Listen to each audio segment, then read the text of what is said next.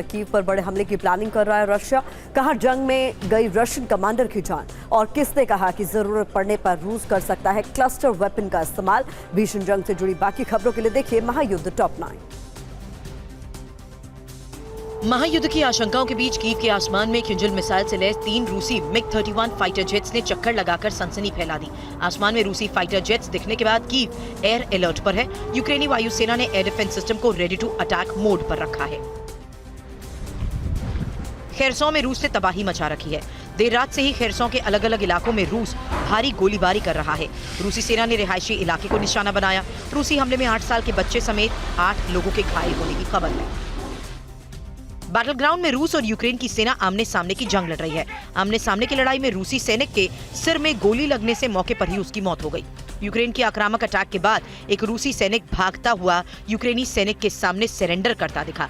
जान बचाने के लिए रूसी सैनिक ने सरेंडर करना सही समझा। ज़ेपोरिज़िया के रूसी कब्जे वाले बडियांस्क में यूक्रेन ने रूसी सैन्य हेडक्वार्टर पर एयर स्ट्राइक कर तबाही मचा दी। यूक्रेनी एयर स्ट्राइक में दक्षिणी सैन्य जिले के डिप्टी कमांडर जनरल ओलेग तुस्कोव की मौत हो गई। मारियोपोल के मेयर ने डिप्टी कमांडर के मारे जाने की पुष्टि की है।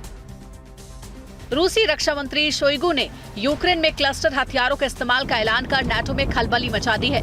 शोइगु ने कहा है कि जरूरत पड़ने पर रूस की आरएफ आर्म्ड फोर्स यूक्रेन के खिलाफ क्लस्टर हथियारों का इस्तेमाल कर सकती है। माना जा रहा है कि अमेरिका के क्लस्टर बॉम्ब देने के फैसले के बाद रूस ने ये कदम उठाया है। महायुद्ध के बीच अमेरिका के पूर्व राष्ट्रपति डोनाल्ड ट्रंप ने जो बाइडेन के क्लस्टर बम देने के फैसले की आलोचना करते हुए कहा है जो बाइडेन अमेरिका को थर्ड वर्ल्ड वॉर में घसीट रहे हैं। ट्रंप ने कहा क्लस्टर बम का इस्तेमाल पूरी दुनिया के लिए खतरा है।